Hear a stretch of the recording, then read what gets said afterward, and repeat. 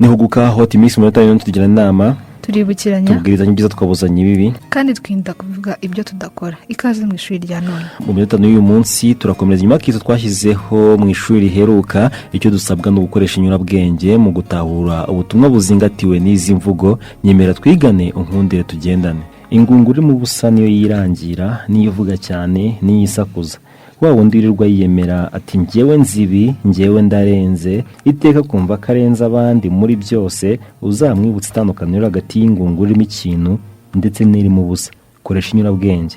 Ibintu byiza byose bisaba igihe, kandi kugira ngo ugere ku ntsinzi bisaba kwihangana. Urajya wihangana, ntugacike intege mu gihe uzi icyo ushaka. Koresha inyurabwenge. Ntugatinde kubyo ubona buri munsi, kuko kenshi uzabona abanezezwa no guhemuka nta mpamvu. Ubona abakugira neza batakuzi, ariko wowe igihe cyawe nikiguhira uzagikoreshe neza kandi uzirinde guhemuka. Koresha inyurabwenge, wumve kandi wumvire. Umugisha uravukanwa, kandi icyo uzaba ntaho kijya, ariko bisaba kutarangara. Kandi kuba umugisha uvukanwa ntibizakubuze guhatana, hato uwo mugisha utazaza ukananirwa kuwutandukanya n'umutego. Koresha inyurabwenge wumve, maze umenye icyo gukora. Ibyishimo birahenda, ariko nicyo kintu cy'ingenzi mu buzima bwacu. Bityo uzaharanire kuba hafi y'umuntu ukuzanira ibyishimo kuruta uko wahendahenda batazi agaciro k'ibyishimo byawe. Koresha inyurabwenge maze ukebuke abagukikije. Ikibazo: ese uzi ko mu buzima bwawe bwose kubaho bisaba ubwenge? Yego ndabizi. Hari ubwo biba ngombwa ko ufunga umunwa kandi wari gusakuza. Hari aho bizagusaba kwigira nk'aho nta cyabaye kandi mu by'ukuri byacitse.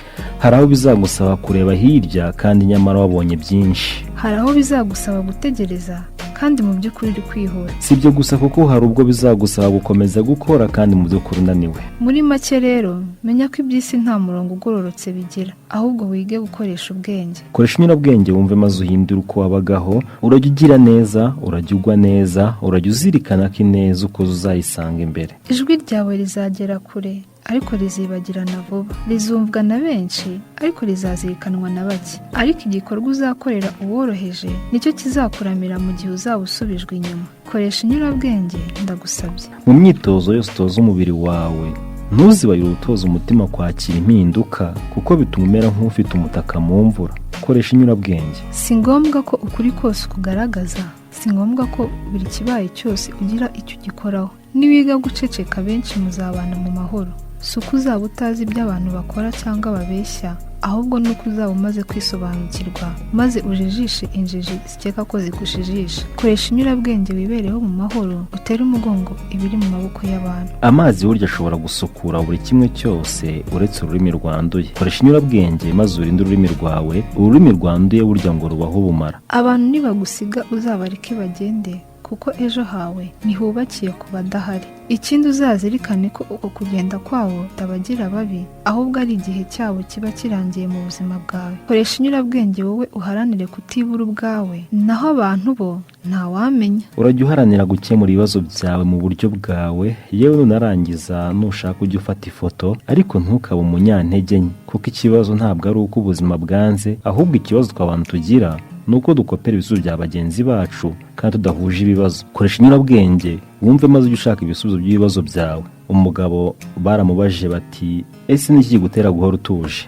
Nuko arabasubiza ati namenye ko ifunguro ryanjye nta wundi ushobora kurirya, bityo ndatuza. Namenye ko aho ndi hose Imana indeba, bityo ngira isoni zo gukora ibyaha nditwararika. Namenye ko umurimo wanjye nta wundi uzawunkorera, bityo nshyiramo umuhate muhugiraho. Namenye ko iherezo ryanjye ari urupfu, bityo bima kwitegura nkora ibyiza. Ibyo byose nibyo byampaye umutuzo. Koresha inyurabwenge. Nihuguka hot iminsi mu tugira inama turibukiranya tubwirizanya ibyiza twabuzanya ibibi, kandi twinda kuvuga ibyo tudakora.